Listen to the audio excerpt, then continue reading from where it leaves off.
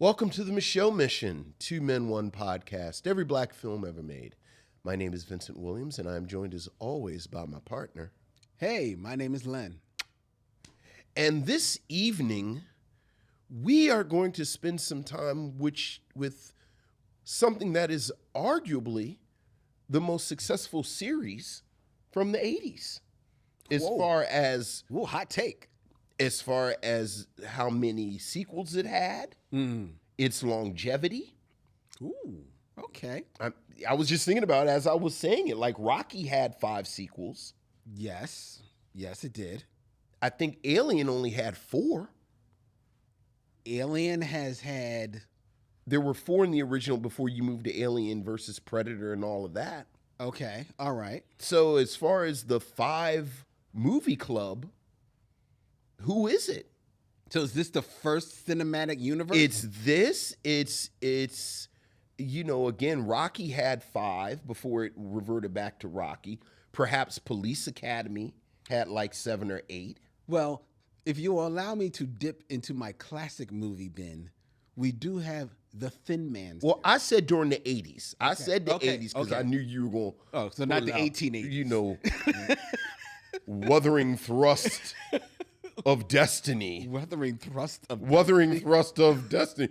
Do do do do. That sounds starring Clifton St. Joculis. That sounds like Merchant Ivory's porn. Right.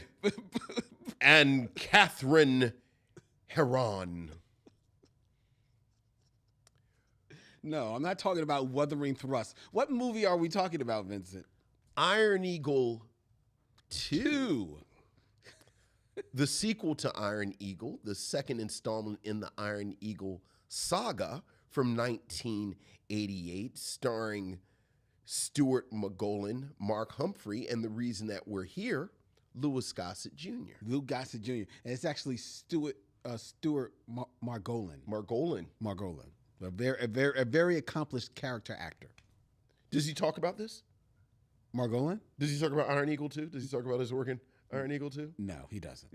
When I was in Iron Eagle 2 with Academy Award winner Louis Gossett Jr. No, he doesn't. He doesn't. He more often doesn't come up. More often than not, he shows up on comedies. Actually. On comedies. Well, this was funny. I don't know if it's intentionally funny, but we'll get to all that here on the Micheaux Mission. How are you, Lynn? I'm doing great, and shout out to each and every one of you out there watching us as we stream live from Young Chunk to YouTube, where according to George Carmonas, I'm reading in the chat, says that it shows that we're supposed to be starting our show at 8 p.m. Oh, no. That would be wrong. We always start at 7 p.m. We do. I don't know where that is coming up at 8 p.m., but I do see that a lot of people are showing up in the chat as usual. Excellent. So they have gotten the alert, and shout out to each and every one of you out there. We're going to start the show as, unfortunately, we've had to do a number of times this year, in 2025, on a bit of a sad note. Yeah. Because yesterday, on August 11th, the world of entertainment in general, but especially black entertainment, lost another one of their smiles in Danielle Spencer, the star of What's Happening, sitcom from the 70s. It's a character D. Yeah. Passed away at the age of 60 years young. Yesterday, August 11th. Danielle Spencer, who was Dr. Danielle Spencer. Let's give her her propers. She earned her doctorate in veterinary medicine. She was a vet. She sure was. In 1993. Had been living with her mother for the last few years. To hear her brother tell it in a lot of the stories, she was a loving soul. Had some health issues that she had to deal with. That finally got the best of her, but really was a bright star when she hit the airwaves in the 70s on What's Happening at the age of 9 years old. Yeah. Oh, yeah. She was really young. I know. You look at those first that first season of, and the early part of the first season. Yeah, right. Because this was back when, I think it was like 20, 25 episodes. At least I think maybe like 26. Right, like by the end of the season, you could see her getting older. Right, That's because what they would do, they would film them in batches. Right. So you would really see, like she turned from a young little girl. But even then, and it wasn't so much like there have been child stars forever. Of course. Right? But unlike someone as akin to, let's say, Gary Coleman or Emmanuel Stewart, who definitely had their talent, there was a precociousness about them, and that's what got them over. Right. Danielle Spencer as Dee, she was adorable. She was adorable. But you could also see the light in her. This was a star. This was a smart, brilliant, young woman or girl on screen who was just as nobody was feeding her lines. She had impeccable comic timing on that show. And she was so much the star of the show that when they tried to bring back What's Happening, she came back as a special guest star. Yeah. Because she was like, look. Really disturbing episode. Okay, fair enough. Yeah, we'll talk about that. We don't need to talk about What's Happening now because it happened then. Right. But What's Happening was she was the star. Like there was Rerun and then there was Dee. They were the stars of that show. You know what I thought differentiated her from you just mentioned him, Gary Coleman, Emmanuel Lewis. Yeah, I think Emmanuel Lewis, yeah. I'll even throw Janet Jackson on there when she was on Good Times. Okay.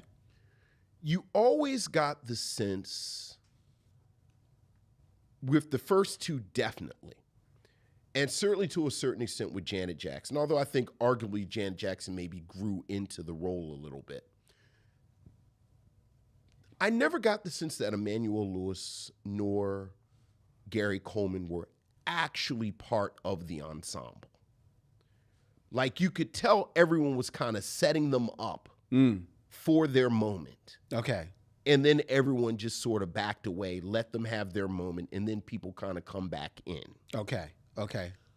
The thing I always liked about Danielle Spencer is she actually interacted. Like as much as you talk about her with her brother. Raj. Ernest Thomas. I actually thought she did really well with Mabel King. Mm-hmm. And you know how I feel about Mabel King. So the fact that you could have this child with Mabel King, already a seasoned actress. Yes. And it worked. Well, what worked about it was because, and I think this is what is the lasting legacy of What's Happening and why it is so well remembered. Mm-hmm. This show really, the reboot aside, it only lasted 3 seasons. Yeah. Oh, yeah. Now, mind you, like you said, this was back when they were doing like 20-something shows. Yeah, I think it's 70 season. episodes. You know my thing. It's more episodes of What's Happening than like almost Game of Thrones. Like I think Game of Thrones has more episodes, but like maybe 6 more episodes. Exactly. Yeah. Right. And in those 3 seasons. Yeah. But I think the reason why it's so well remembered is because that cast, they felt authentic. Mm-hmm. Raj, Rerun, Dwayne, they felt like they were actually 3 friends that lucked up and got this job on this show. Right. Raj, Mabel King, and Danielle Spencer as Dee, they felt like a family. Well, my read of What's Happening, why it kind of fascinates me, it was a show that wasn't actually about anything. No, it wasn't. It very rarely had. There was no high concept to it. A plot like we all talk about the Doobie Brothers episodes, yeah, because that was one of the few episodes that had like this really plot-driven thing going on. Yeah, because usually it was them just sort of hanging out, and as you said, And to be clear, I'm not trying to oversell what's happening. No, no one is. It's not the first season of Homicide, but it was pleasant. It popped. It moved. As you mentioned, it's a bunch of young actors who interacted well with each other. And for a show that didn't have a plot, that wasn't as plot heavy, I think the fact that it does have this sort of place in Black pop culture speaks to what you're saying. Yeah. Now, you can try and brush it aside if you want, but also when I think about Daniel Spencer, I think about the episode of What's Happening Now, where she comes back and her and Dwayne start dating. Yeah, okay. Because it's so weird, and no one talks about how weird it is. Yeah, it is. It is weird. It is weird. It is weird. I mean, this kind of thing happens, though. No, It does. No. I'm sorry. I know it happens. Nobody wants to talk about it. That's true. That's the thing. Like, I need to know what was going on in the writer's room where somebody said, you know what we should do? Daniel Spencer is coming back. We have to make it special because it's Daniel Spencer. What if she started dating Dwayne? And no one in the room said, yeah, we shouldn't do that. No one's going to like that at all. Yeah, it wasn't a good call. It wasn't. It wasn't a good call. It wasn't. Mostly because she could do better. Dwayne worked in computers. I have a surprisingly, but not that surprisingly, deep well of knowledge of what's happening now. It boggles my mind. Another show with, like, I think it's more episodes of what's happening now than like Stranger Things. I believe that because it was in syndication. Right. So I do. God, the things like the residual check that Martin Lawrence gets from what's happening now is probably bigger than you think. Okay, yeah, maybe. Yeah, that's true. Martin Lawrence. Wasn't there another name person that kind of got their pop from what's happening? I don't know if she got her pop, but Anne-Marie Johnson played Roger's wife. Yeah, and I think that may have been like the first time she really you like saw it and said, "Oh, that's a shame she's on this. She'd be on something else." She could have done better too. I hope she gets better opportunities than this. Is that Clark Johnson? That's going to make sense in about a half hour. Yeah. Wait for that. All right. Let's. But rest in peace, Daniel Spencer. Yes. Yes. Rest in peace. Let's hear from you, missionaries, or your emails, or as we like to call them, missives from the missionaries. So what else is going on, Lynn? We have emails, Vincent. Ooh, missives from the missionaries. Ooh.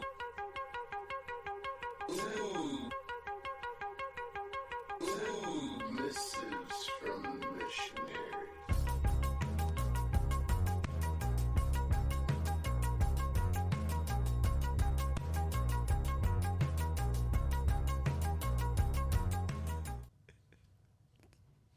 Missives from the missionaries.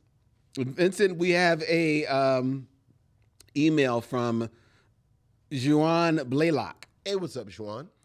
Good morning from Houston. All right. I woke up listening to your final Come Down episode and had to stop when you started talking about A Tribe Called Quest. Yeah. Picture it. It's the early 90s. Mm-hmm. I'm going to my very first dance in the 7th grade. Aww. I walk in the gym and the music is so loud it's vibrating my body. All right. They're playing My Name is D Nice. Mm-hmm. Everyone's dancing, but I don't think I know how to dance. Okay. Then Bonita Applebum comes on. A boy named DC asks me to dance. All right, DC. That song wrapped me up and lifted me. Right. I was instantly in love, not with the boy, but with hip hop. Okay. All right. I never heard anything so amazing. Before then, I listened to rap, of course, and everything else, but I hadn't found my music. That did it. I was madly in love with hip hop. I can still remember how that song made me feel, and every time I hear it, I'm back on that dance floor with DC. Well, no, I popped that in. I feel like maybe I told y'all this story before, but oh well. I'm almost 50 now, and hip hop is still my love, my favorite kind of music because of A Tribe Called Quest. Thank you so much for the memories. This is why I love you guys, Juwan. Thank you. Thank you.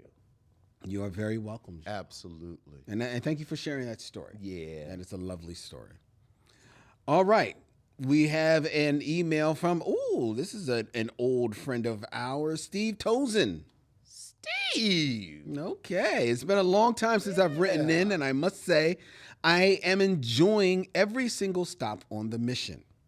As someone who was introduced to Marvel Comics via the Fantastic Four in 1984, I've been in a good mood since seeing Fantastic Four First Steps, which I would call the first piece of good Fantastic Four non-comics media since the 1967 cartoon. I wasn't big on the 70s cartoon without the Human Torch. I agree. I was not big on the 70s cartoon without the Human Torch as well. However, I do have to say that the 1967 cartoon does not hold up. But anyway, that's my part, my take. I have a soft spot for Herbie, but I understand. As a result, Steve continues, I've been diving back into some of the various great Fantastic Four runs. Comic talk. Lee and Kirby, John Byrne, Walt Simonson, Hickman, Slott, and Ryan North's excellent current run. It is a good run. Are you reading it? I've read a lot of it. It's a good run. It's good. Yeah, he's doing work.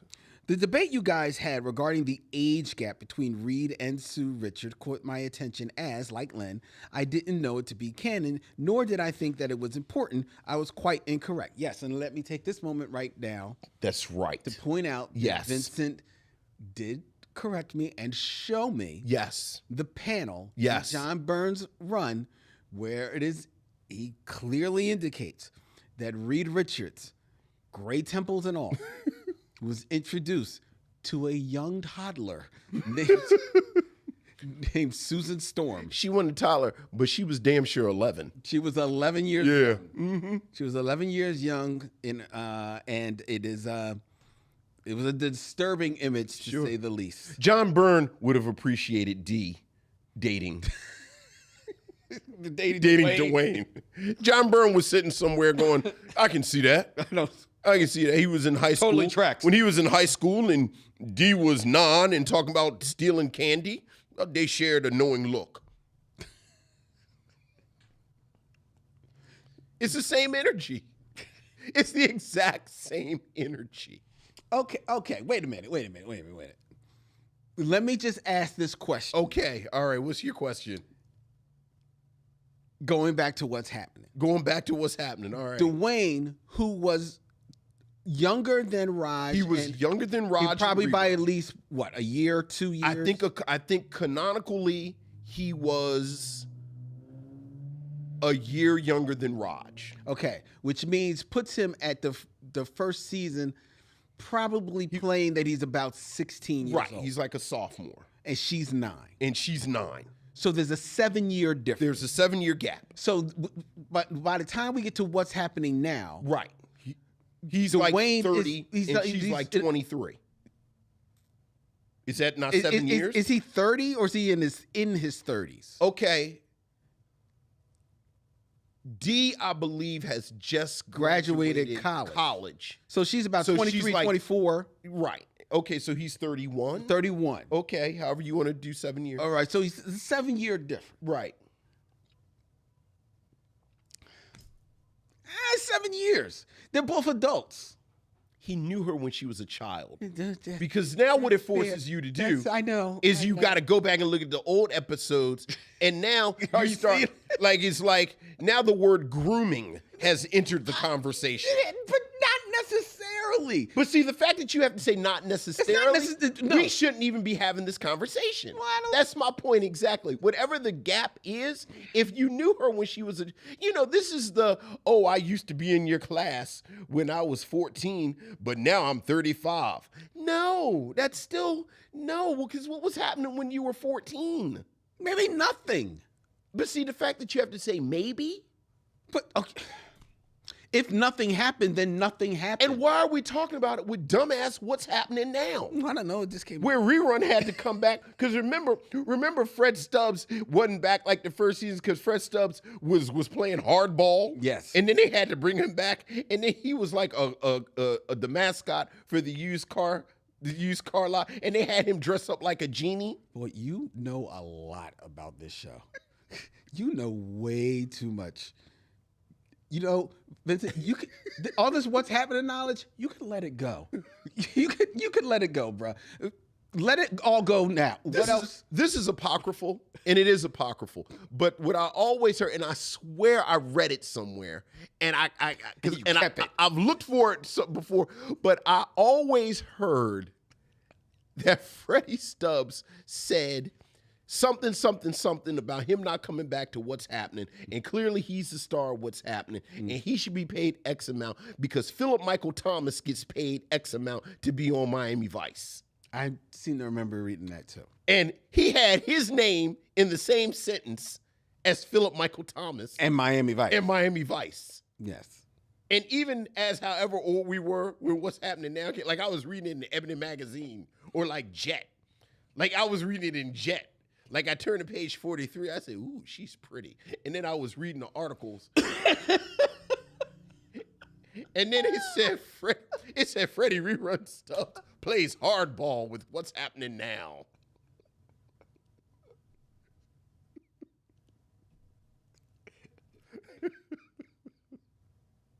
And then you went back to 43. Went back to page 43. Well, she's really pretty. Is Karen Jenkins of Detroit, Michigan.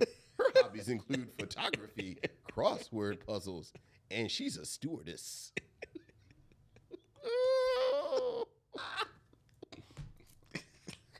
If this was 50, no,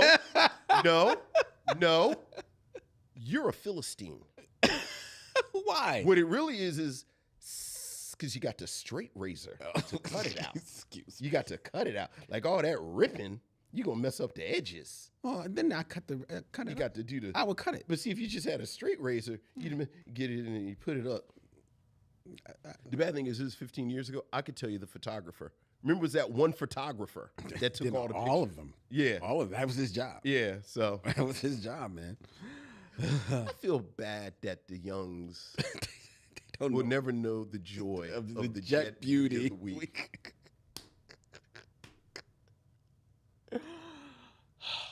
Okay. Oh, we're in the middle of the email.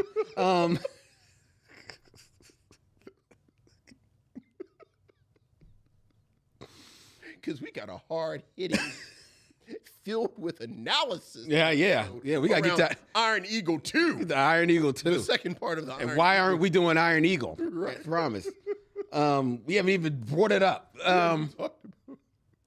Don't care. All right. I'm in the middle of the email. Yeah. Where was I? With Steve Tozen. Steve Tozen, still talking about Fantastic Four. Right.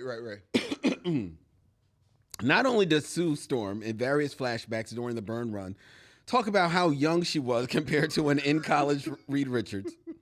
He used to hang out with my older brother.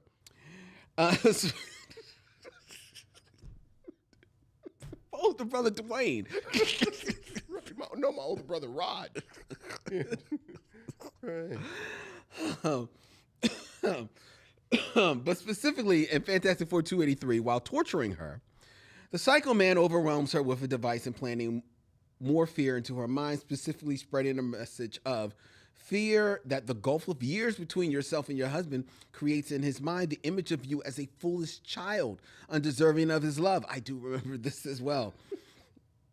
Thus, among many other events, is direct motivation for Sue 1 issue later after defeating Psycho Man to forever changing her name from the Invisible Girl to the Invincible Woman. Oh, wow. I'm sure the sliding Marvel timescale has shortened the gap of their age since that time, but I wanted to share my findings as not only this is an important moment in Fantastic Four history, but in the various media appearances made by the current movie's cast. They had very strong reactions to the story and costume of Sue's other identity, Malice, who was introduced in the above storyline, with Vanessa Kirby expressing a desire to play that version of Sue Richards one day. I thought you two would enjoy that factoid, and please keep up the mission. Excelsior, Steve Tozen. I actually did read that. Steve Tozen. I read that interview with Vanessa Kirby, who plays Sue Storm in the movie.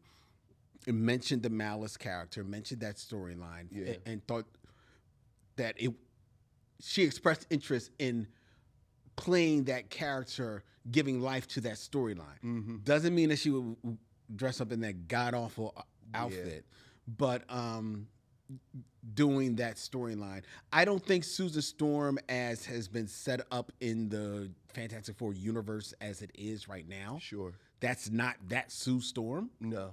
At all. I mean, the Sue Storm in the Fantastic Four movie is probably the strongest emotionally and arguably powerful of the four. Yeah. In the entire movie. In the movie. So that's not the Sue Storm of the comic book runs. Which, in John Byrne's defense, I believe he's the one that established she's the most powerful. He is the one that first. The most important part about Steve Tozen's letter is that I was right. Yes. Right. So you were right. All right. Go ahead. Please continue. I can continue now. Yes, please do. Now that has been said. We've read that in the record. And we have one final email. This is from Michael Lockett. Hey, what's up, Michael? What's up, Len, Vince, fellow missionaries? I hope you are not melting or getting flooded out. This summer's weather has been extreme in every way that word connotes. Thankfully, we have you two and movies like Distinguished Gentlemen. Oh, yeah. And Little Woods to give us refuge. Yeah. Last week's Eddie Murphy flick, Distinguished Gentlemen, was surprisingly good. I missed this when it came out, as I was probably neck deep in A Few Good Men or The Bodyguard. Sure. You two and our good friend Daryl. Daryl Charles. What's up, Daryl? Hit it right on the head with your critique. It's a fun little movie that gives you an inside look without moralizing too much about the corruption in politics. It is. It's a good movie. It's a fun movie. A lot of mindful of Mr. Smith Goes to Washington. Yeah.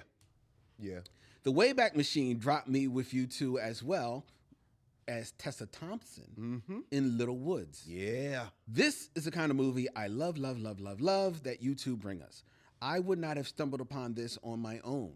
It is a great movie with so many nods to other genres and directorial styles. I drop films like this into the silent killer box. They are not overpowering in the sound design, dialogue, explosions, etc. And yet, they murder you with the quality storytelling. It was undeniable after this that Tessa Thompson could act and carry a film by her damn self. Amen to that.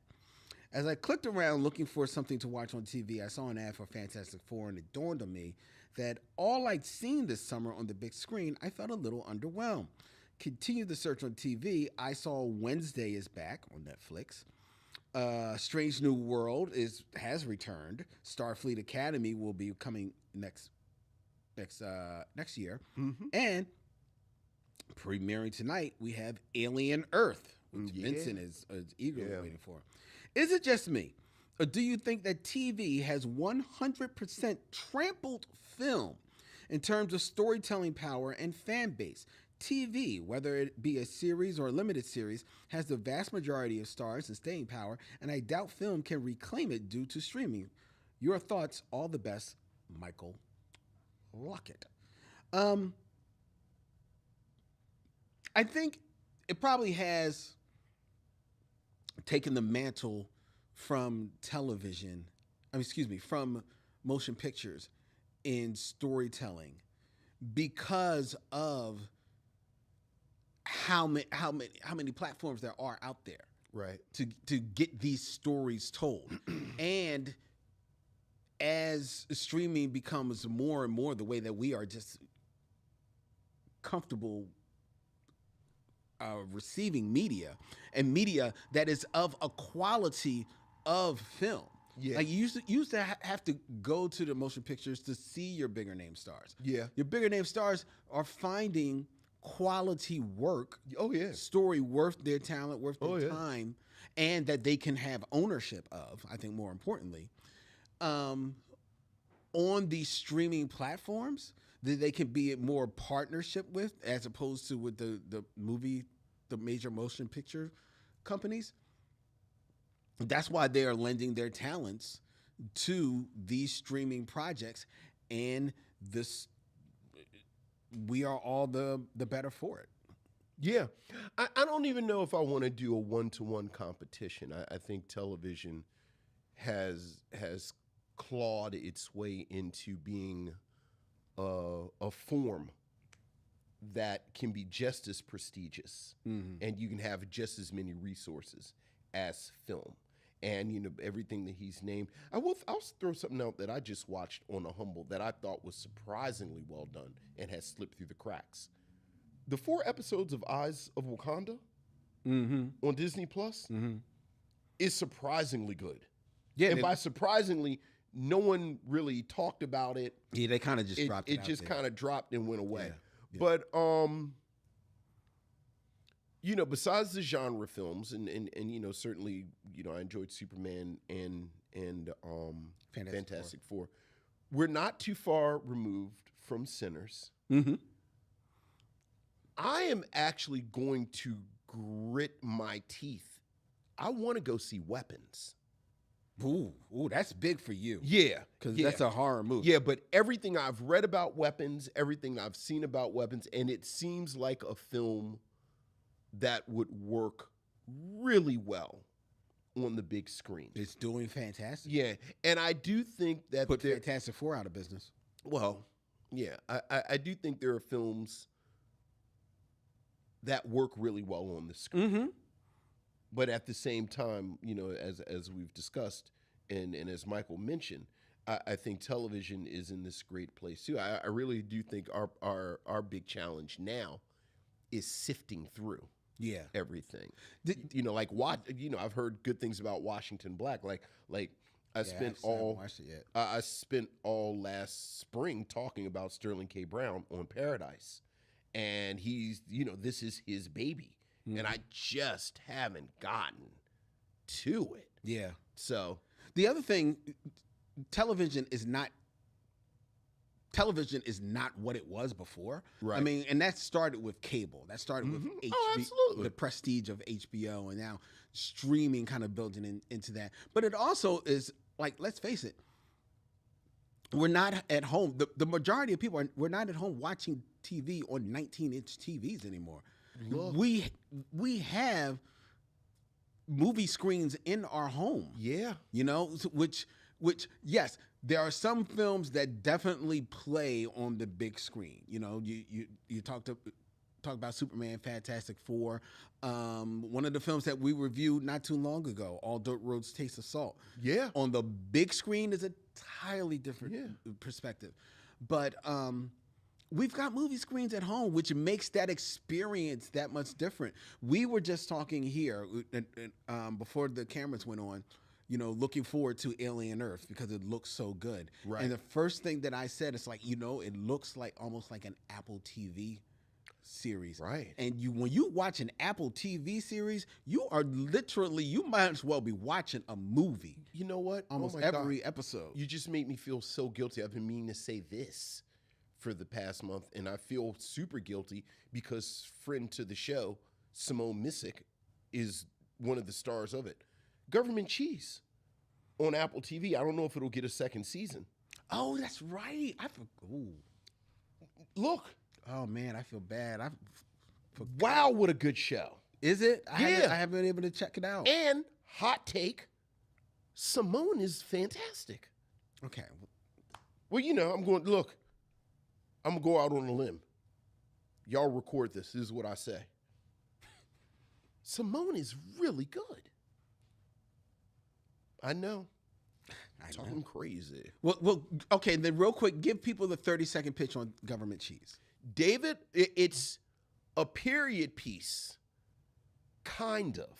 Okay. Because it's set in the 60s, but it's one of these it's one of these shows, I think about like the Fallout television show. Okay. And there's another example that I thought about where they're period pieces, but race almost isn't a factor. Okay.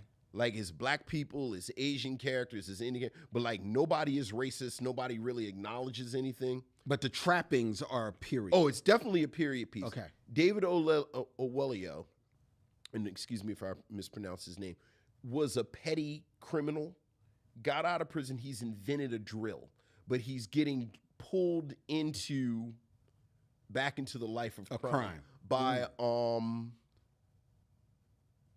did I just forget his name? He's going through a renaissance. He's so good, brother. Bald head. I need more. Is in Dead Presidents. Bokeem Woodbine. Okay. Bokeem Woodbine is amazing in it.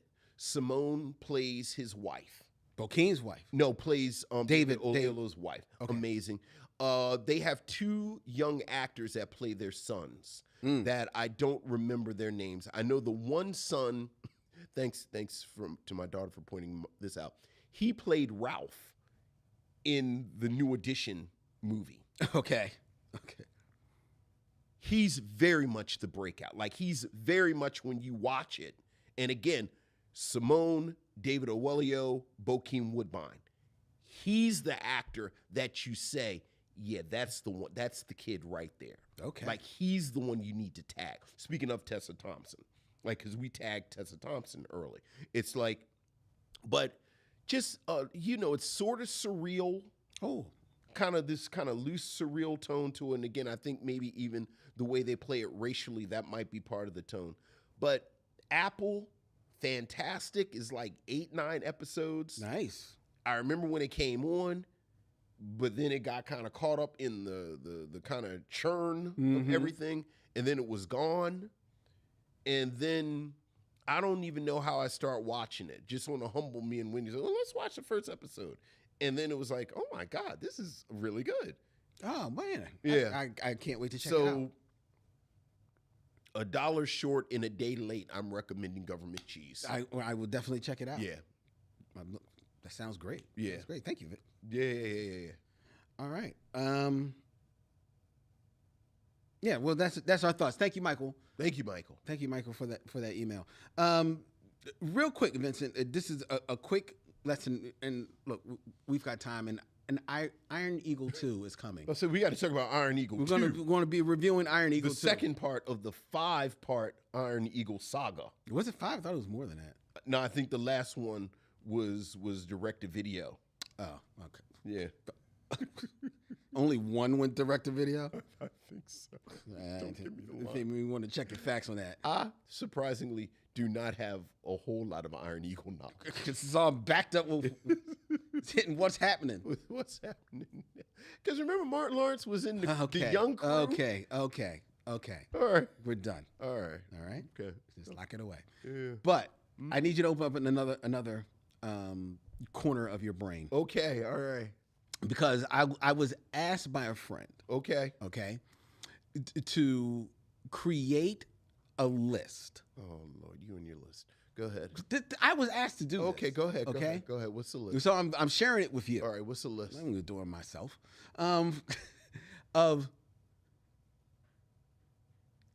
10 movies, 10 black films. Oh Lord. From 1980 to now. Okay. All right. Okay. To introduce to someone who has not watched black movies. Oh my goodness gracious! All right, so 10 black movies. 1989. Yes. All right. So now, off the top of my head. All right, what you got? All right, top of my head. Mm-hmm. I'm trying to be well-rounded. Yeah. This is the 1960s Twilight Zone episode exercise. Like I always think, like some godlike aliens come to Earth, and now we have to prove our worth as a people. Exactly. So okay. All right. So off the top of my head. Okay. Moonlight. I mean, now I just drew it. Did I Moon? I said Moonlight. Moonlight. Okay. All right. Friday. Ooh, this, we only got 10? Do the Right Thing. Okay. I'm going to say Pariah. Okay, this is your list. Because I love Pariah. Now remember, the aliens are going to destroy black people. You only got 10 things to give them. So, Girl Trip. Oh, okay, Lynn. Stop. Yeah, you are no longer in charge of this list. What's wrong with this? What's You're wrong going with to this get us list? killed. What's wrong with that list so far? You're going to get us killed. Why? The big, tall, bald-head alien from Yes. the Serve Man Yes. with the dress on? Yes.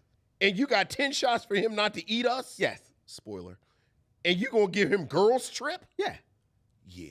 Okay, go ahead. Finish your list. Well, that's what I got so far. Oh, okay. Your list is... No. All right. What's wrong with that list? Okay. Okay, what you got? 10 from 1980. On to now. Okay. I'll start with your list. I'll throw Do the Right Thing on there. I said do the right thing. I said Okay, start all with right, your all right, list. all I right, just said it. all You're right. so busy over there talking about some damn girls trip. Like you really gonna trust what's her name? Tiffany Haddish? Tiffany Haddish with the fate of us? Yes. She got Queen Latifah. Do the Right Thing, Eve's by You, Daughters of the Dust. And go Hey, ahead. you have no you have no credibility. You don't get to ant. You just sit and listen. Do the Right Thing, Eve's by You, Daughters of the Dust.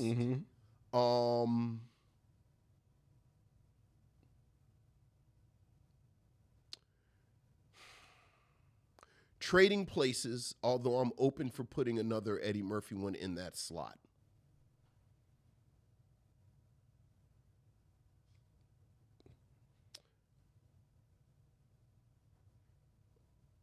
I'll throw Moonlight in there as well.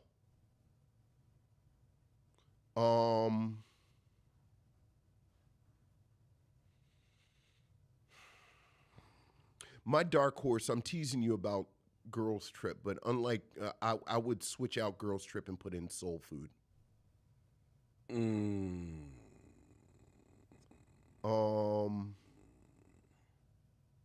This is since 1980. A Soldier Story. So what's that, 7? So now I need 3 more. Oh, what's our joint that we just showed? So Almost Rainbow? I'm going to throw Almost Rainbow in there. I'm going to throw Almost Rainbow in there. No. Yeah, no. I'm going to switch out Almost Rainbow with the Watermelon Woman. Okay. All right. So what's that, 8? You've lost a lot of credibility with this list. You have. I've not lost credibility at all. I've proven our worth. You have. You've lost credibility. My brother said Uptown Saturday Night because he's not listening. He didn't read the instructions, and he knows better because we went to the same school with the SAT prep that they gave us the practice questions, the practice test where you had to read the instructions, and the last thing on the instruction was color it in blue ink, do a blue star at the bottom, and otherwise you fail because we said since 1980. I'm not angry at my brother. I'm just disappointed. Here's the thing people don't know. When we have the chat that is ongoing here, we are able to see it. I see what everybody says. Vincent only says Damon. This is him and Damon. Sure he's not have to make sure he's not bringing shame to House Williams. What do I have? 2 more? So I would take out Trading Places. I would put in Coming to America. I think Trading Places is a better movie. But okay. Trading Places is a better movie, but Coming to America is a better black movie. Yes. So I would put Coming to America. And I know how you feel about Daughters of the Dust, and I feel the same way. Well, I enjoy Daughters of the Dust as well. But I would take out Daughters of the Dust, and I would throw in a little bit of my bias, admittedly. I would put on...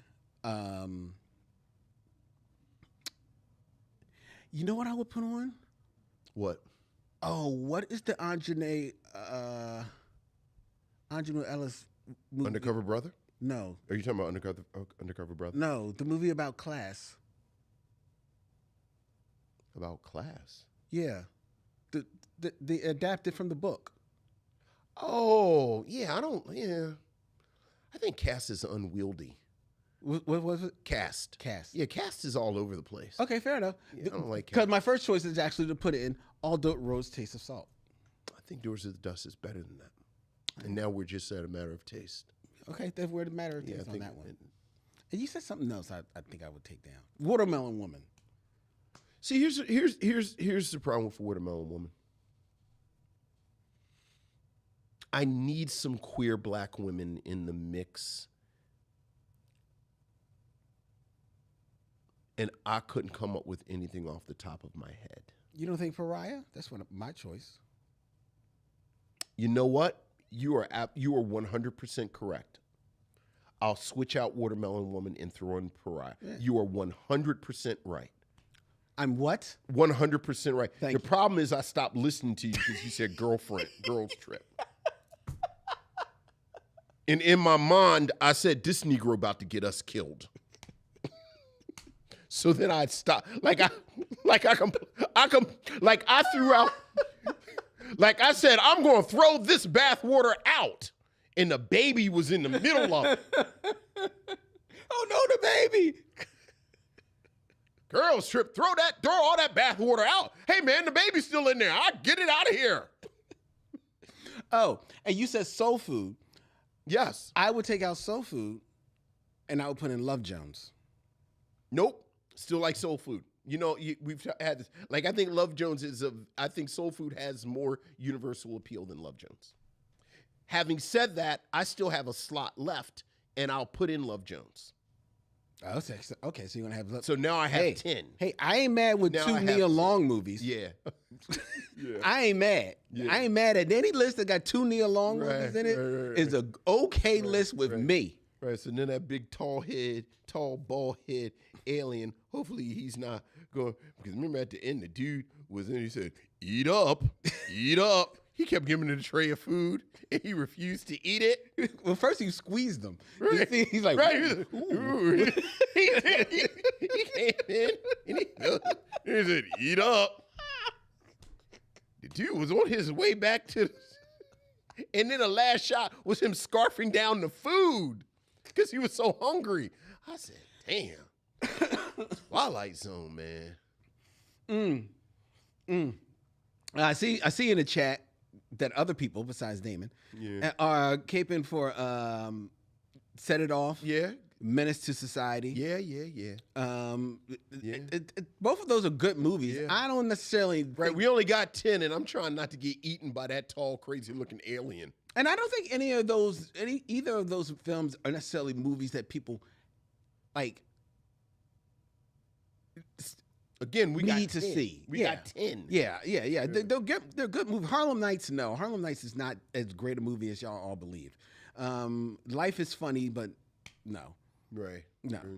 I think we got a good 10. Yeah, it's good. That's a solid 10. That's a solid 10. That's solid 10. And it's two Nia Longs. I mean, like, look, yeah. we ain't knocking off Nia Long. Right. Again, you talking about Nia Long. I'm trying not to get us eaten by the 1960s Twilight Zone alien.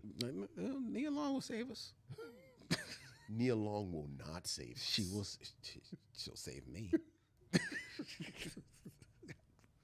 All right. I could care less. Well, tell your friend there's our list. There's our list. There you go. All right? All right. So, have fun. All right. It is now time for the Game of Kings. Yes. As we like to call it. 6 Degrees of D'Urville Martin. All right.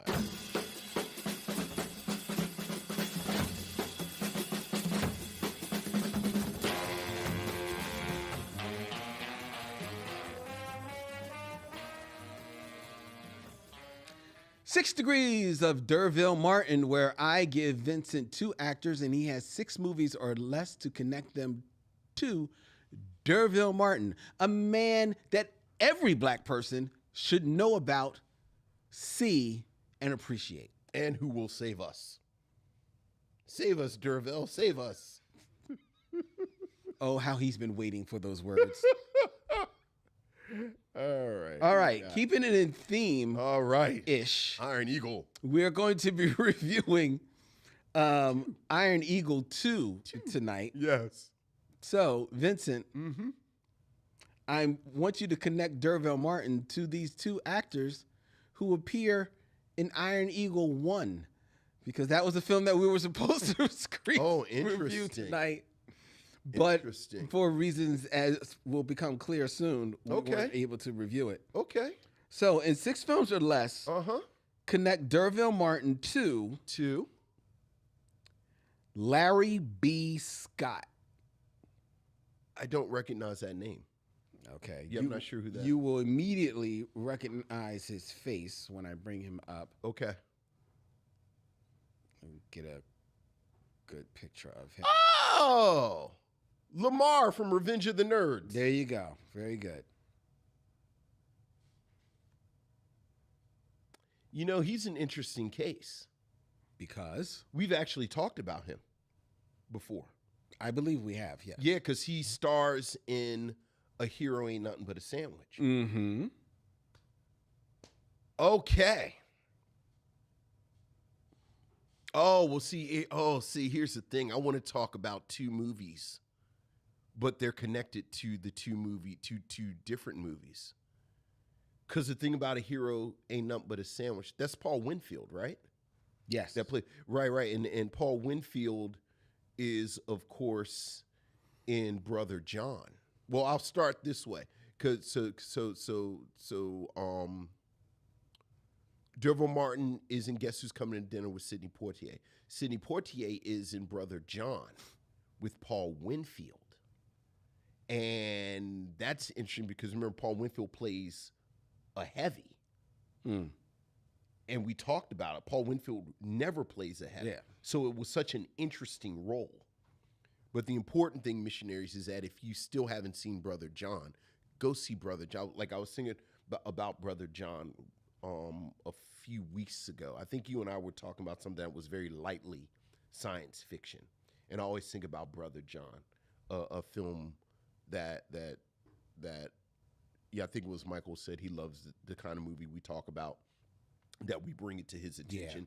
Yeah. And I've said, like, Brother John is 100% a movie that one of the missionaries talked about and brought that to our attention. Yep. So that's one way to get. And then he's in A Hero Ain't Nothing But a Sandwich with Larry B. Scott. Larry B. Scott. But then the other thing about Larry B. Scott is that D'Urville Martin is in Sheba Baby with Pam Grier. Pam Grier is in Hitman with Bernie Casey. Okay.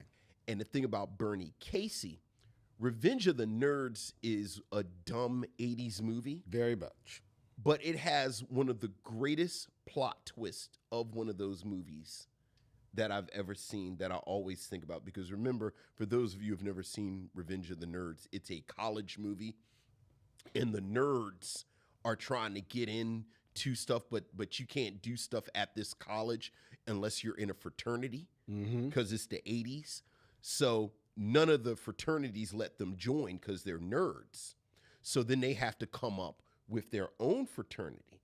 And you can't just make up a fraternity. You have to be a chapter of an existing fraternity. Right. And what they end up doing is becoming the chapter of a black fraternity. And then that turns out being a plot point at the very, but it's such, like, it's a clever little detail. And Bernie Casey has an appearance in Revenge of the Nerds because he's one of the frat members.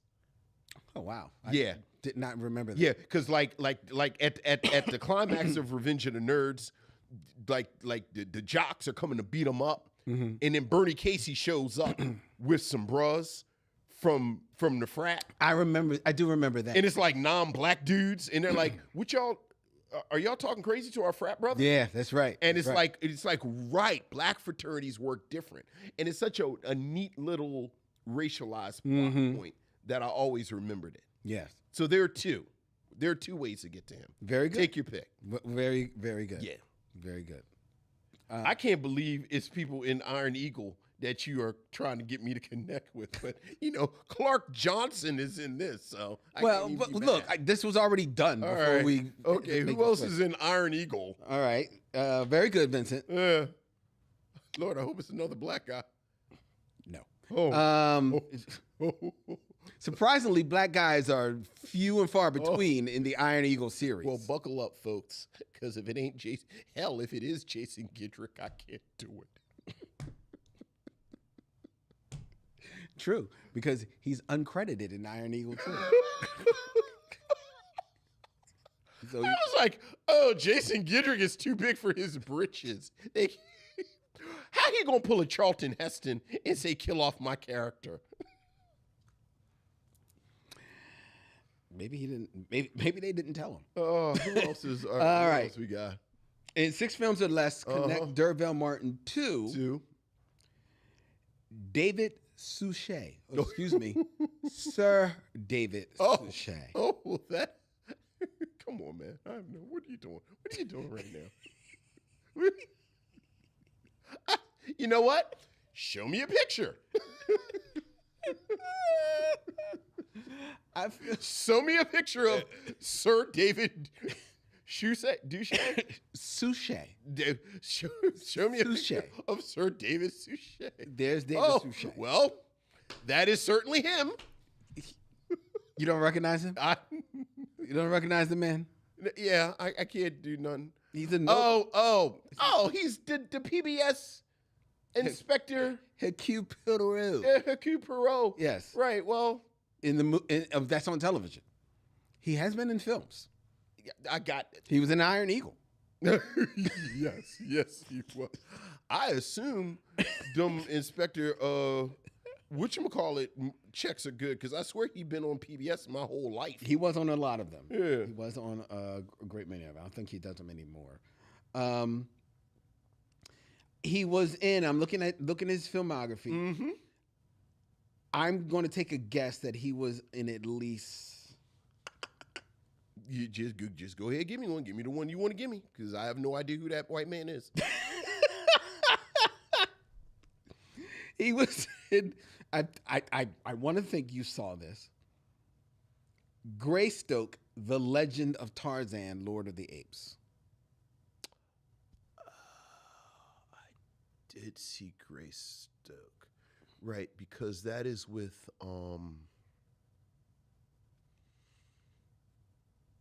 what's his name that actually plays Greystoke? There can only be one. Yeah, well, I'm immediately jumping to Highlander. Immediately. Christopher Lambert. Christopher Lambert, that's right. Who's the love interest? Who plays the woman in that? Andy McDowell. Okay, all right, but yes, this is not to be confused with Bo Derek's Tarzan. I mean, how often do we get to talk about Highlander though? So of course, so this dude is in Greystoke with Christopher Lambert. Christopher Lambert is in Highlander with Sean Connery, but also my man who plays the bad guy. Alec Baldwin is in my head, but it's not Alec Baldwin. No, it's not. It is. I know exactly who you're talking about. Hold on, I'm gonna tell you in 2 seconds. He's Lex Luthor, Clancy Brown. Clancy Brown. And Clancy Brown is in Fast Times at Ridgemont High. Well, yeah, that too. But wait, is that him in Blade 2? It's not Clancy Brown, I don't think, in Blade 2. I don't think he's in Blade 2. Let's see. Clancy, he's been in a bunch of stuff. Who am I thinking about? That has Clancy Brown energy in Blade 2.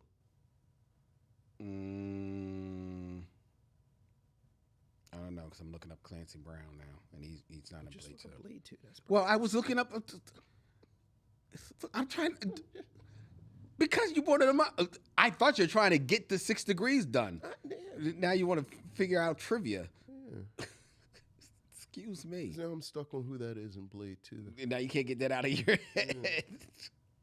Blade 2 is because it's not Triple H because Triple H is in 3.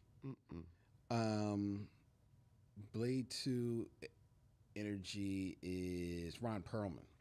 I'm thinking about Ron Perlman. That's right. I am. But Clancy Brown is in some interesting things, though. Yes, let's go back to Clancy Brown, which is where I was. Yeah.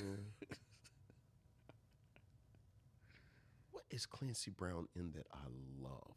Oh, he's in a ton of stuff that you'd love. He's in one of the greatest movies of all time. What's one of the greatest movies of all time? The Shawshank Redemption. He sure is in Shawshank. He's the guard in Shawshank. Yes. All right.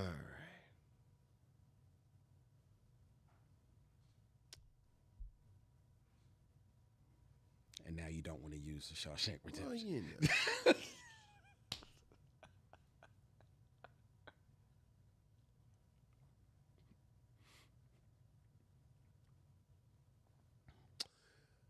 All right. Let's go ahead and bring this home. Please. So D'Urville Martin is in. Let me see if this is if this is enough. So D'Urville Martin. No, that's going to be too many. I'm so busy trying to be cute.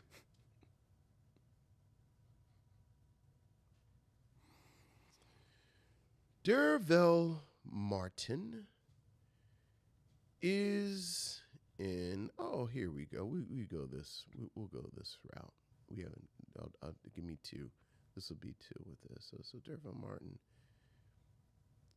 No, that's still too many.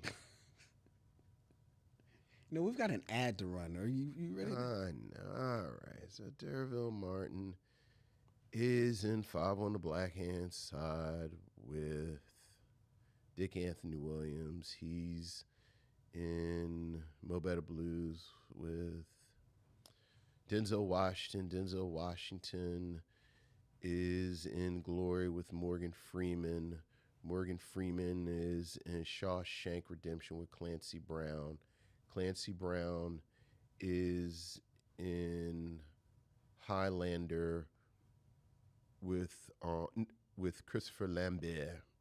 And Christopher Lambert is in Greystoke, The Legend of Tarzan, Lord of the Apes, with David Suchet. who plays who in Tarzan? Who's he in Tarzan? Buller. Buller. Oh, well, that clears it up. I think he's the villain. Is he the villain? I believe he's the villain. Yeah. I really remember enjoying Greystoke. Like a lot. It's like 3 people on earth that like that movie, but I really like that movie. Who plays the old dude? Is that sure like it's like Sir Alec Guinness or something that plays his grandfather? I don't. Yeah, who's the old dude? I remember being bored by that movie. Let's find out. Yeah, who's the old guy In Greystoke? hold on.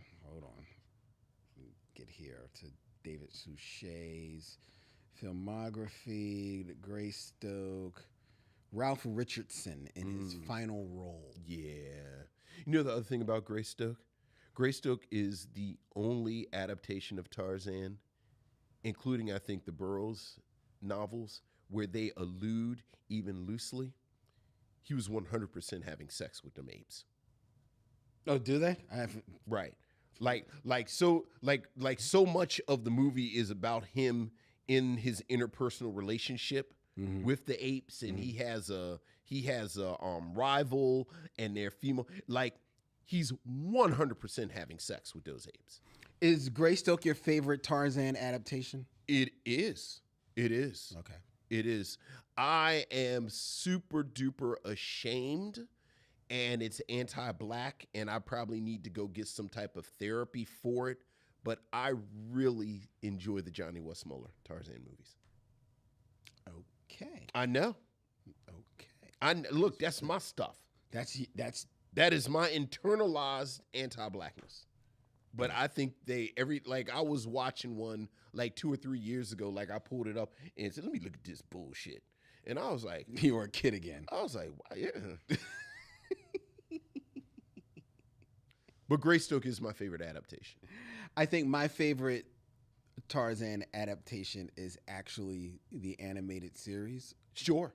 And only because it's the only one that is a darker it's a darker man as Tarzan. Sure. Although I'm pretty good with them leaving us out of it. Well, he's not a black guy. I mean, Right, he's not black, but he's got But some, like his hair's kind of locked. I'm like, you don't got to include us in this one. No. We're good. The locked Tarzan is actually the Disney Tarzan. Yeah. Oh, which one are you talking about? I'm talking about the animated animated series from the 70s. That was on Saturday morning. Oh, the Filmation joint. Yeah, I like that. That's a good one. That's my Tarzan. That's my Tarzan. You know, I mean, it's the same moves everyone, Yeah. but I liked it. yeah. It was cool, and it was cool. I know we got it. Yeah, there you go. How did you feel about the 70s Joe Kubert comic series? I liked it, but at the time that it came out, I just wasn't into that type of art and writing. So, but having gone back to it, I love it. Now, forget all of that. I'm talking about adaptation. Mm-hmm. My favorite Tarzan period is the old comic strips from the 40s and 50s. Oh my God. Is that Hal Foster? Yes. They are so beautiful, Vincent. They are absolutely gorgeous. I agree with you. Absolutely. Yeah, gorgeous. So was that before or after Prince Valiant? It's around the same time. Oh my God, was he doing that at the same time? Man, look. Now that I think about it, Hal Foster maybe was doing Prince Valiant. It may have been Alex Raymond doing Tarzan. Okay. It may have been Alex Raymond doing right. Tarzan. But you want to talk about some gorgeous art, worth collecting. It's just too much for my blood. All right, we got to go. Okay, all right. We got to go. We have to talk about Iron Eagle. We do. But before we do that, I want to invite all of you out there, if you're in the Philadelphia area, if you want to join us tomorrow night here at the Bryn Mawr Film Institute, where Vincent and I will be joining with our good friend Stephanie Watts of the Be Real Black Cinema Club for our screening of Rush Hour. Tomorrow night, 7 p.m. at Bryn Mawr Film Institute. We're going to have free pretzels. We're going to have a live talk back after the film, as well as all of those in attendance will vote on the next film that we will be screening in our series, which will be in October, which will mean will be a horror film. So which film are we going to screen in October that will scare the bejesus off of Vincent? It's true. You have to be there tomorrow night in order to take part in the fun. Join our club. The Be Real Micheaux screening series at Bryn Mawr Film Institute tomorrow night, 7 p.m. Tickets are on sale now at brynmarfilm.org. All right? All right. And now it is time for us to turn to our review of Iron Eagle 2. Iron Eagle 2. The sequel to Iron Eagle. In the waning years of the Cold War, General Chappie Sinclair, played by Louis Gossett Jr., is charged with assembling a joint U.S.-Soviet operation to take out a weapons plant in the Middle East. He has his old buddy Matt Cooper on hand, but is surprised to find himself also supervising a feisty Russian woman named Valerie Zhuryenko. Sinclair whips his pilots into shape as they overcome their cultural and gender differences in preparation for their climactic mission. Released in 1988, directed by Sidney Furet, this was the choice of Lynn Webb. Lynn, how do you want to begin our conversation around Iron Eagle 2? First of all, you gave the director a little bit more flourish than he deserved. Sidney Furet. Oh yeah. And let me apologize. It's Iron Eagle 2 : Yes, that was the original. The Battle Beyond the Flag. Yeah. First of all, just a note, a production note.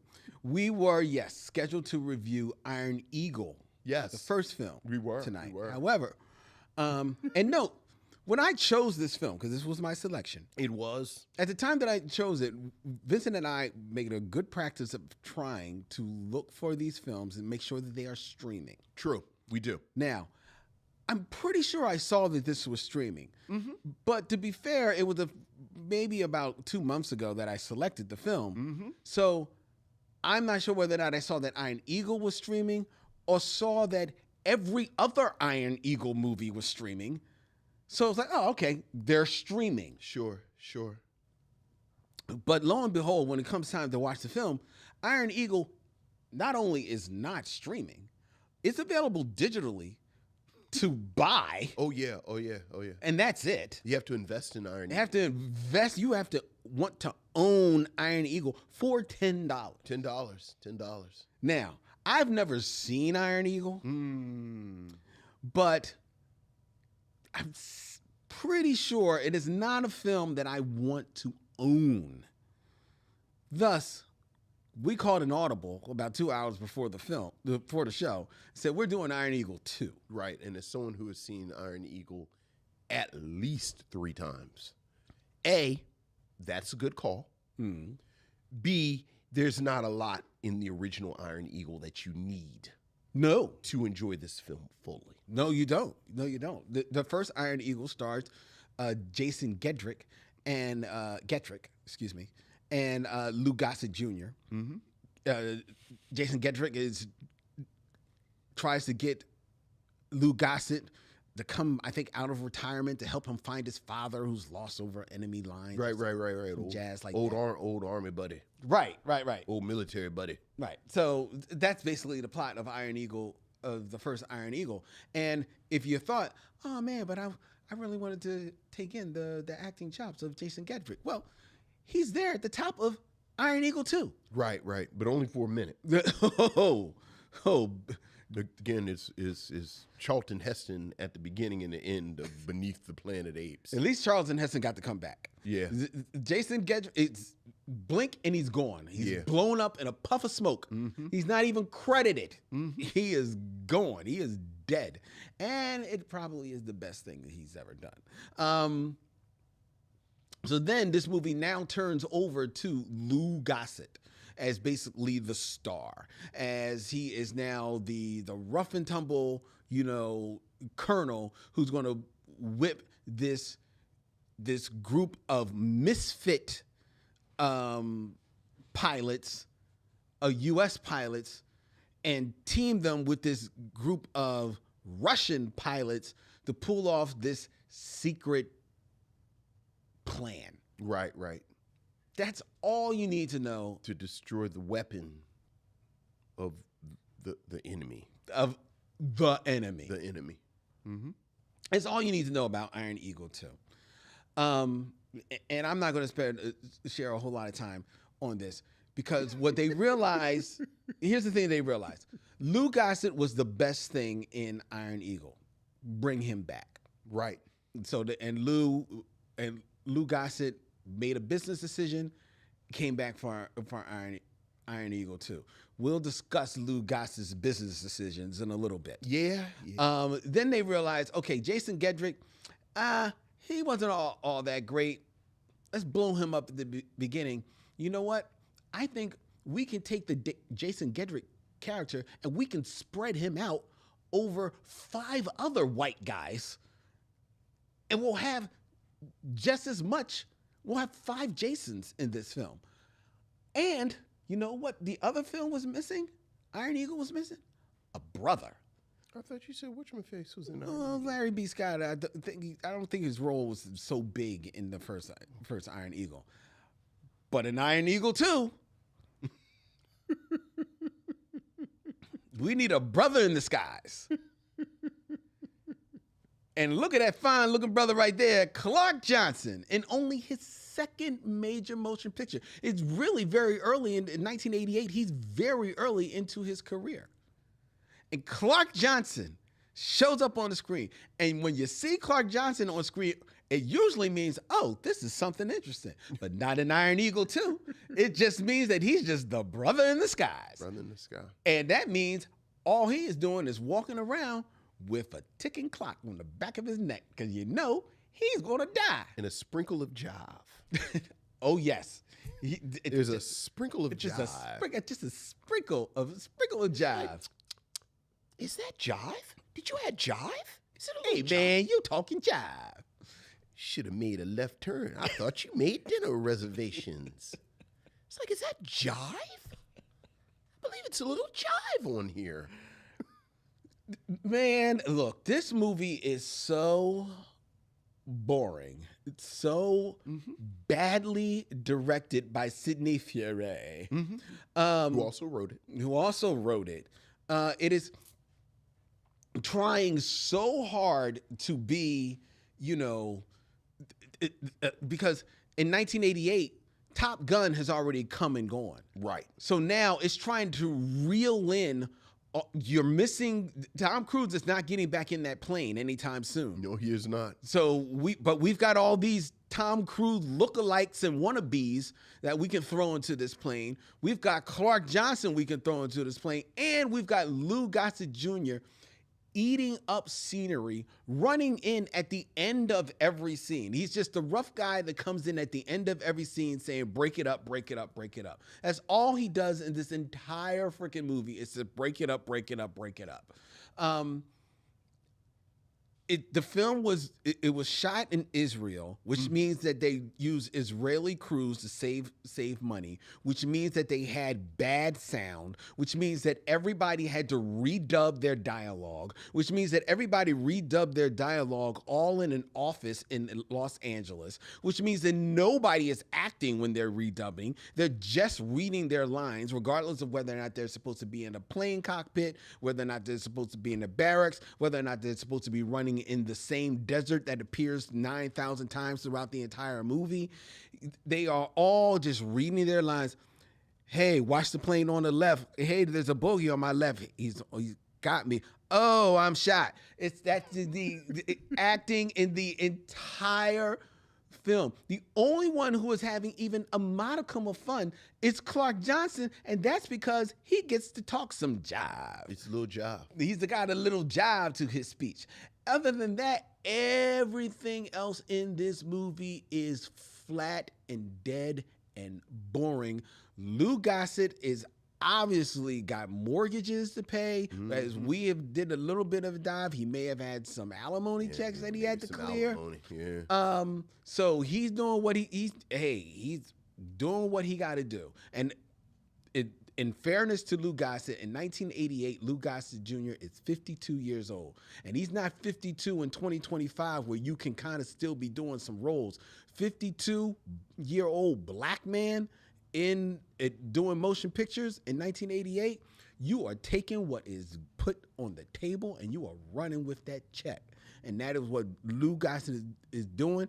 I ain't mad at him, even though he's sleepwalking through this movie. Yeah. But I understand he had to do what he had to do. But Iron Eagle 2, it is a mess of a movie. Yeah, look, there's so many different ways you kind of start to kind of maybe pull something, at least like conversation worthy from this.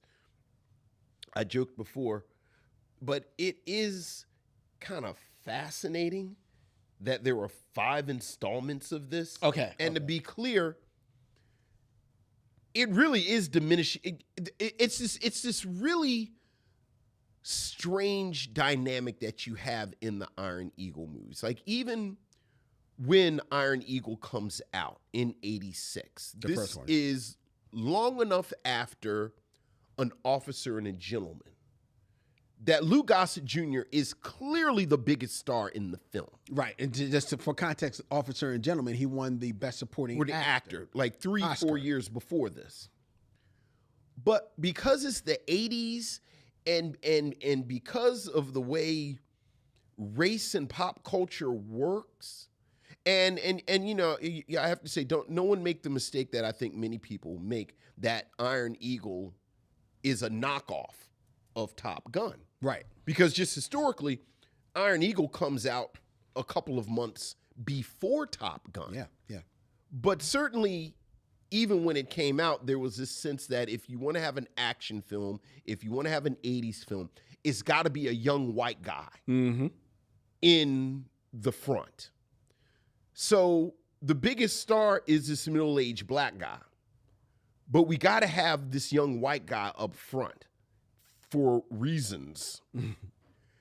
And film after film, they have like this disposable white guy up front. But the only reason anyone is paying any sort of attention to it at all, like any attention, is because of Lou Gossett Jr. Yeah.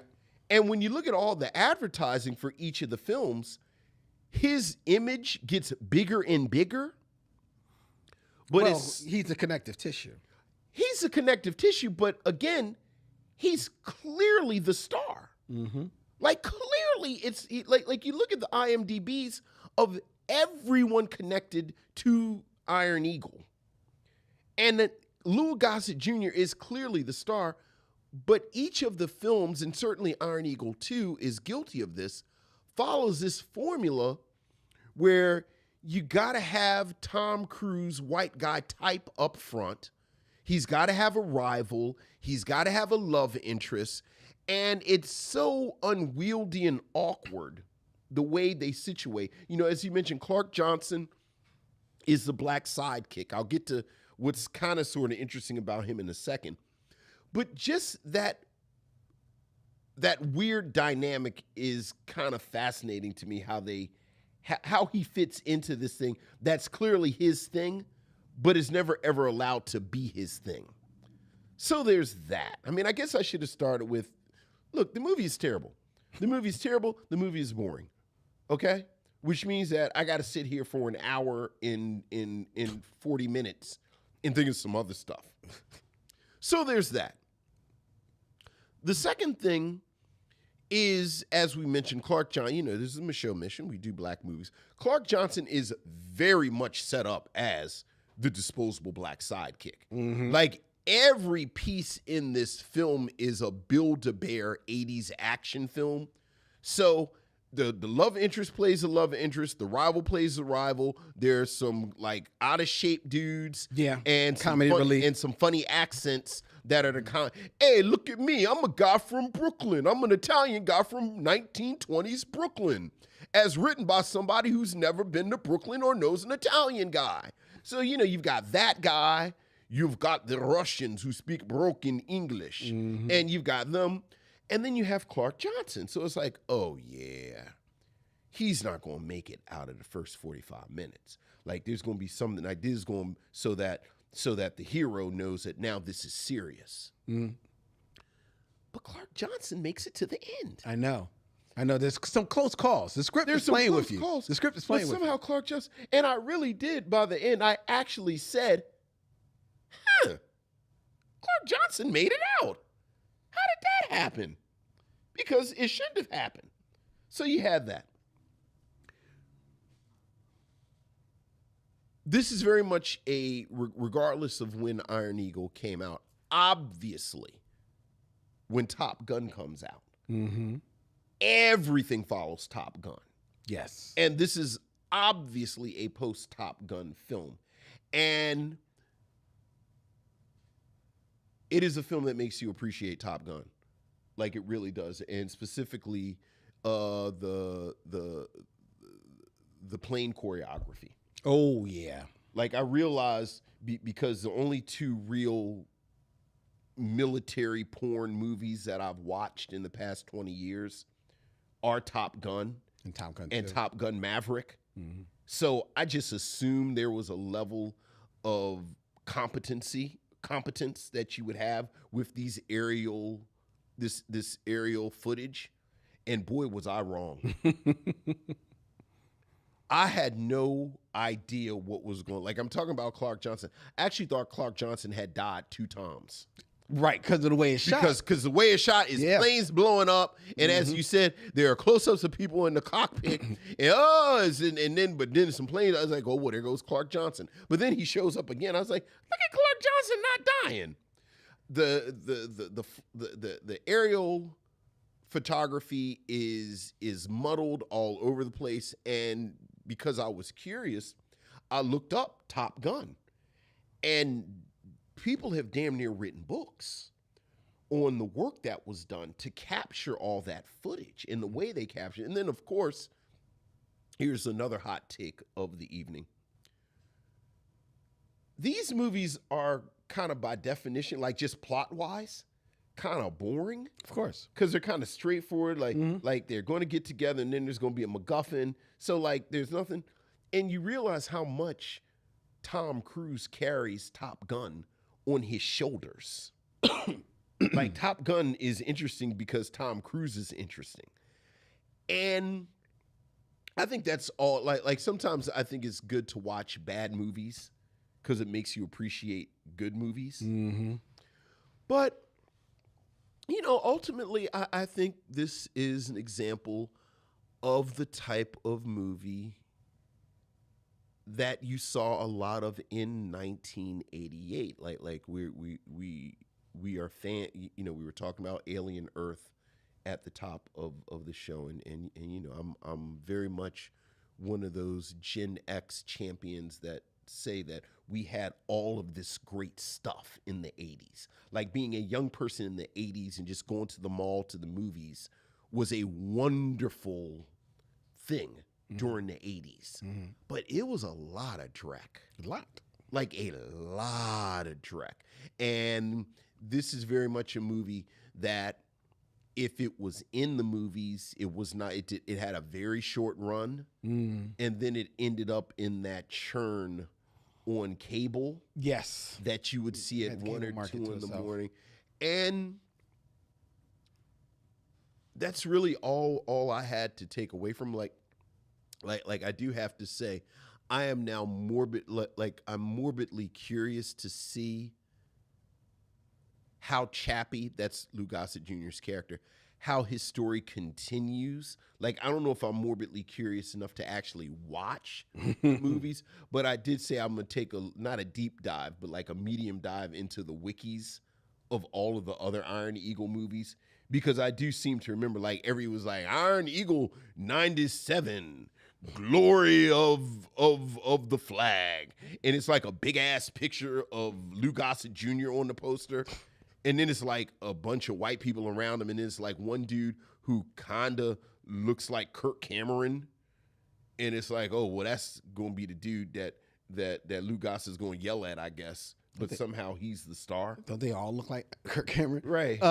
So you got Iron Eagle. Iron Eagle. Then you got Iron Eagle 2. The Battle Beyond the Flag. Battle Beyond. Because the Soviets and the Americans teamed up. Then you have Aces. Iron Eagle 3.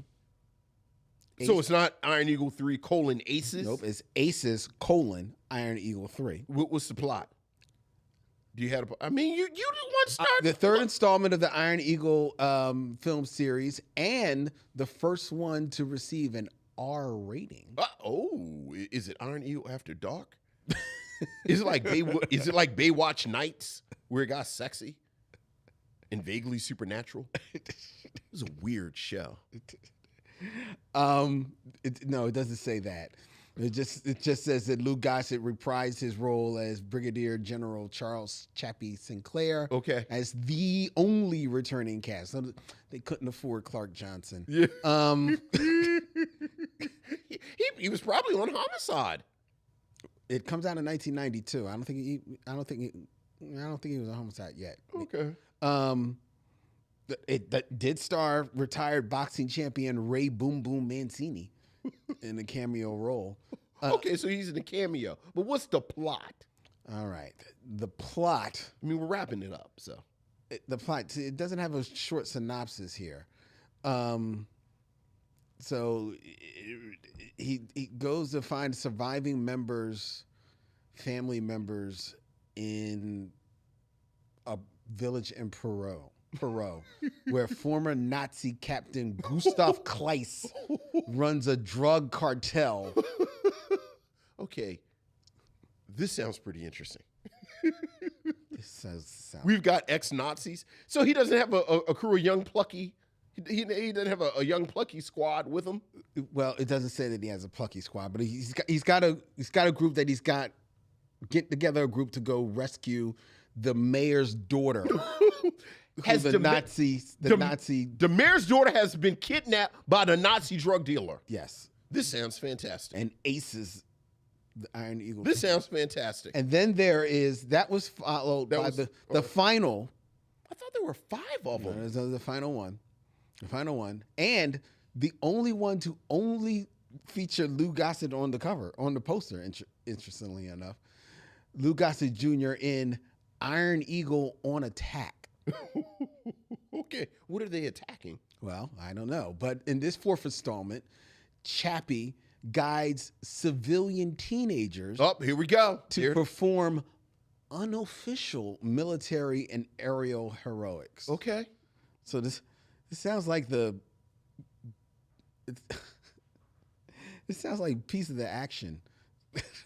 Because now he's got children that he's got to. I was actually thinking it was like the Mr. T cartoon. Maybe. Mr. T was a gymnastics coach. Interesting. Because 1981. Yes. Yes. Well, that was the final. Hey, fool, do that backflip.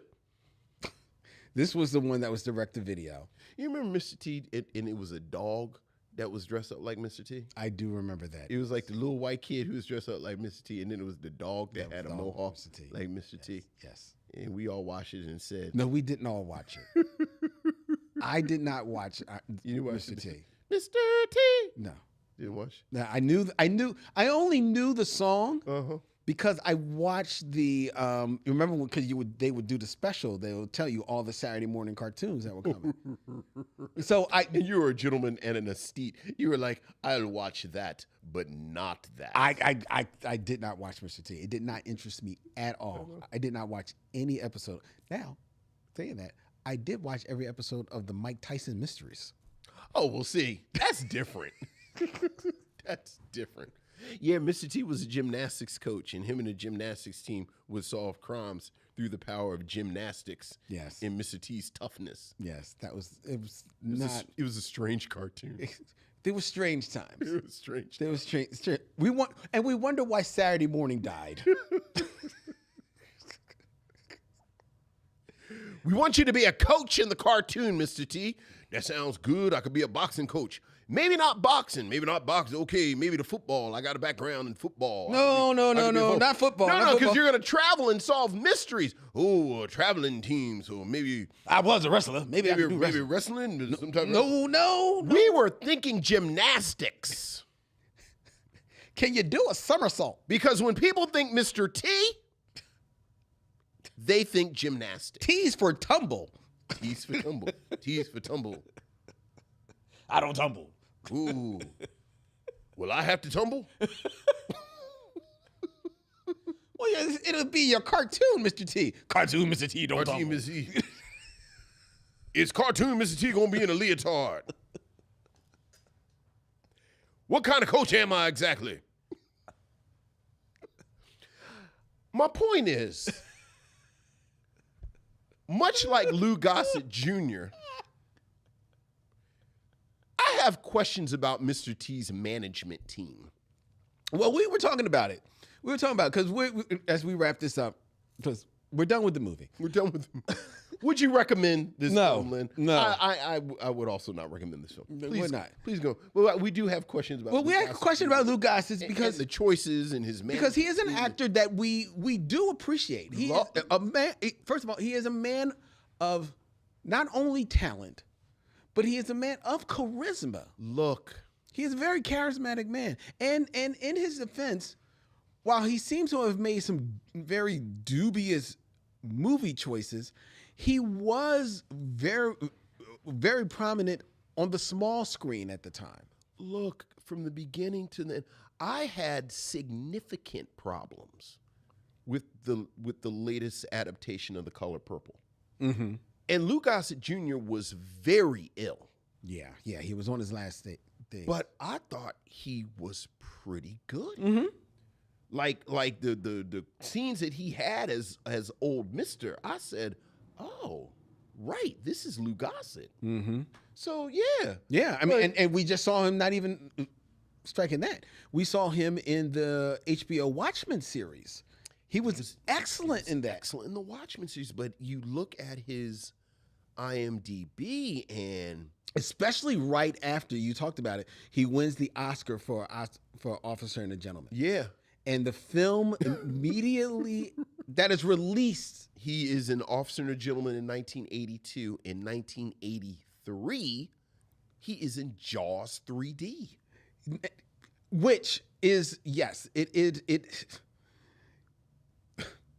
all the Jaws sequels are not great. Jaws 2 is, and everything else is garbage. I know I'm all over the place, but this is super important. You know who else is in Jaws 3D?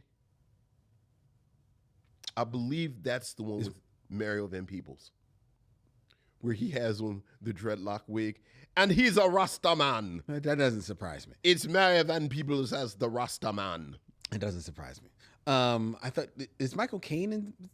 I don't know.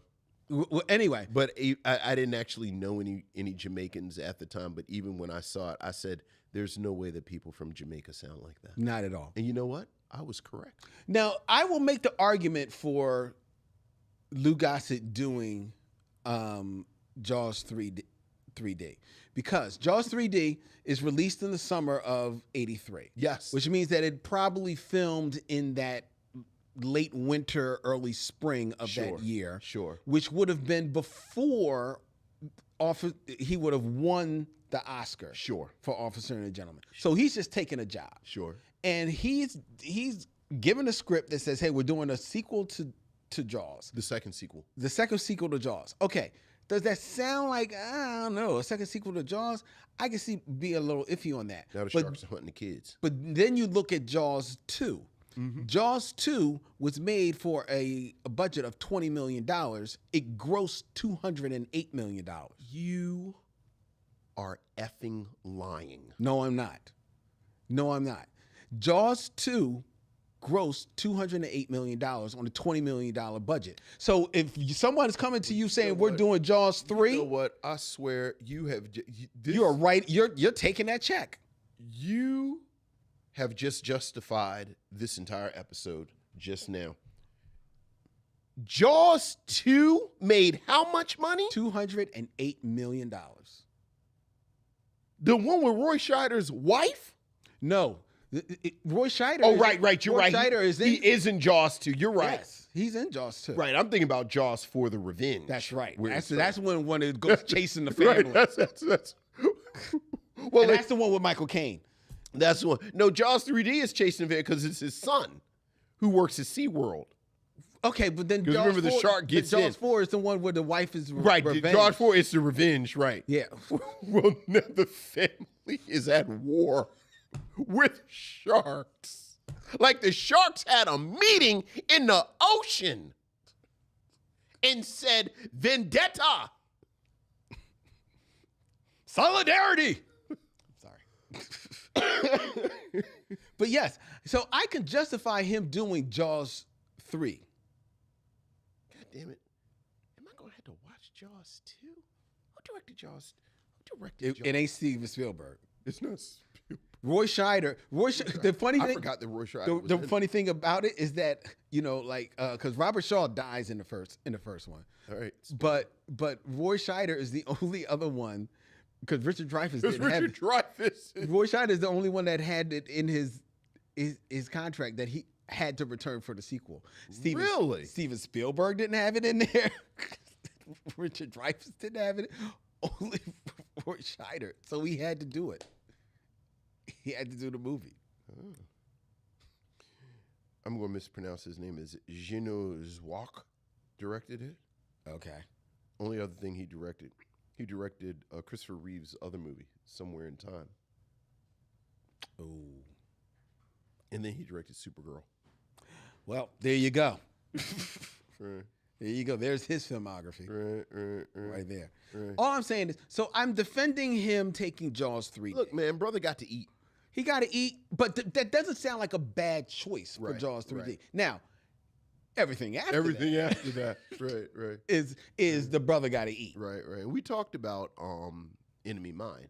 Yeah. And I think it's a shame they put him under all that makeup. But I like him in Enemy Mine. No, he's not. He's doing his thing. He's the best thing in that movie. But I think when we talk about the legacy of Lou Gossett Jr., we can skip the Iron Eagle. Oh, no. series. Look, no. Nobody talks. Yeah, look, So. you say he did Iron Eagle. I mean, I don't even know how much you need to say that. Well, you say it because he did it. I'd rather talk about, what was it, the Strange Powers of Matthew Starr. Oh, was he in that? Dog, he was. Remember, he was. Oh, that's right. He was the guardian. He was the of guy. Yeah. Yeah. Came to Earth with with superpowers. And then he was in Roots. And yes, I think that's where we really. I probably should have started. That's where we start. I went to Matthew Starr. Are you trying to make me look bad? You're doing good. Oh, why was Dwayne dating D?